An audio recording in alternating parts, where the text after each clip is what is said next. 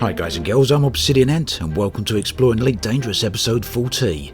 Currently I'm en route to a bunch of nebula on the eastern rim of the galactic core, but I've got about 4,000 to 5,000 light years left to go, so I've decided to stop off at a few planets along the way. A few of them have got some rather nice and interesting looking features on, in particular some spectacular mountain ranges. Now, I've always maintained as an explorer that it's the quality of lighting that always makes for the atmosphere in these places, and in today's video you're going to see some of the best lit areas I've actually come across. In order to actually find some of these, you really need to look for an area that has the sun quite low on the horizon. That's if you want to find well-lit planetary areas. If you want to find well-lit space areas though, on the other hand, a number of other factors come into play, including the star type as well as the environment. Maybe you're in a nebula, or maybe you're above the galactic core like I am here. All of these things can come into play when determining the quality of lighting in a particular area. So as you can see here, I found two planets very close to each other, and they actually have some really nice features on them. They're both roughly the same sort of size, but I chose to only go down to the surface of one of them. This one here seemed to be all the more interesting, and I made sure that I kept the sun low on the horizon to maintain that quality of light that I was speaking about just now. And straight away you can see how that has paid off. In fact, this is one of the best quality surface areas I've actually seen for a long time, and it really does make me wonder how these areas will look once we've got atmosphere and the ambient lighting that will actually bring to the game and these worlds. Now, as you probably know, I don't actually have an SRV out here with me, so there's no way I can get down and actually drive on the planets here. But it was fortunate that Frontier did include the planetary approach suite with all ships, which allows me to fly around on these planets even though I'm about 25,000 light years away from Earth. And that has afforded me the ability to witness some of the spectacular scenes that are out this way. There's nothing quite like standing on the top of an alien world with the Oculus Rift and looking up at an alien sky that includes the entirety of the galactic core. For those of you that are interested in virtual reality, Oculus Rift are opening up pre-orders on the 6th of January, which as of this video would be tomorrow. By all accounts, their headset is a really nice piece of kit.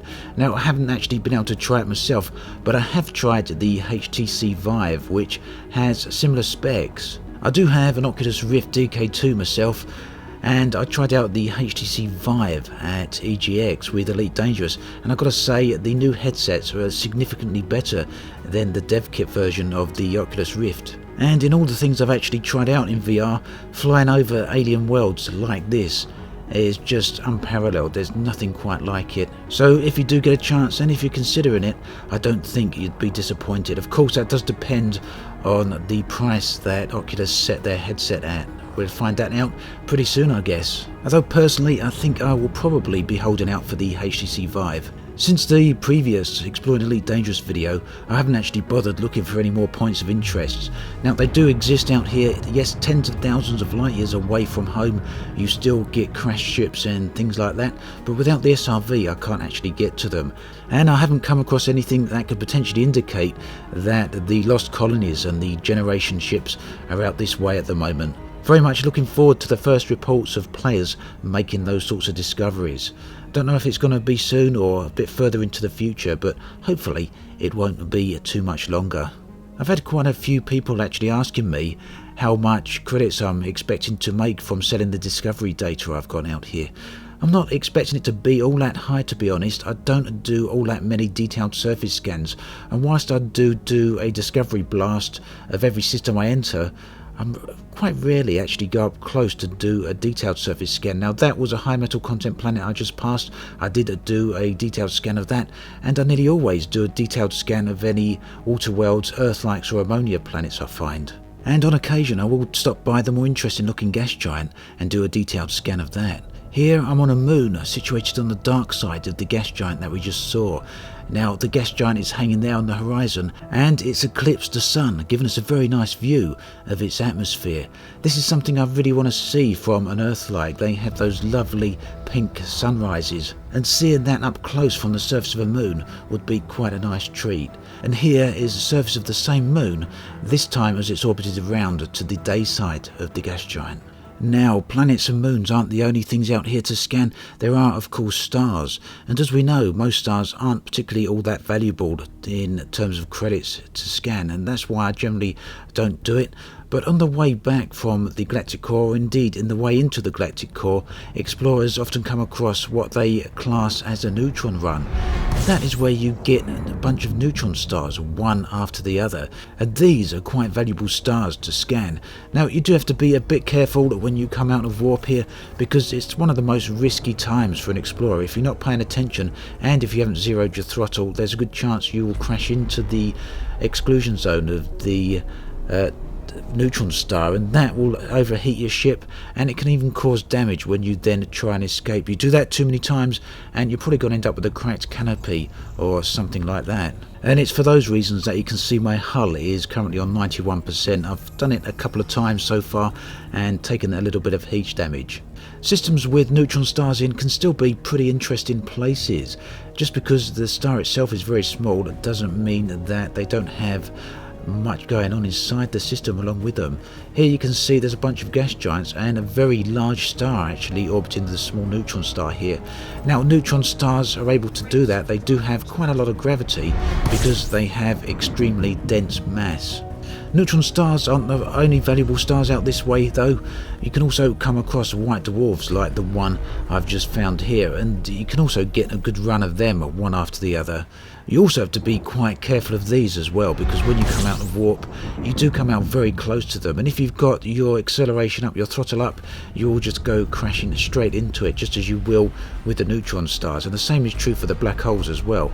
Now, these are worth stopping off and scanning because they are also reasonably valuable, and as are the black holes. And here is a black hole. You can see it just about in the center of the screen there. And you'll get a run of neutron stars, white dwarfs and black holes for quite a long distance out here in this place. You probably might have just noticed my fuel gauge, which is getting a little bit low at the moment because I've just had quite a run of those stars, and none of them you can actually scoop any fuel from. So you do have to keep a bit of an eye on that, and if your fuel gets too low you'll have to drop down to economic routing until you come across a star that you can actually refuel from. Now, one thing I'm actually looking for out this way is a landable planet that's right up close to a black hole. That's not something I've actually come across, but I'm sure they must exist. And if anyone has actually found something like that, I'd really like to hear about it. Do let me know, please. As I've said in some of the previous videos, I do really feel that Horizons has brought a bit more life to deep space exploration, with the ability to get up close and personal to these planets. I'm still looking forward though, as I said, to the time when people come across the lost colonies and lost generation ships out this way, as well as perhaps eventually some alien cultures or even alien points of interest. But for now, deep space remains a place of isolation and loneliness, but a place that is nonetheless filled with constant wonder and never-ending spectacular vistas. And for me, it's this prospect that makes exploring this galaxy such an enticing prospect. As always, thanks for watching, and I'll catch you guys and girls next time.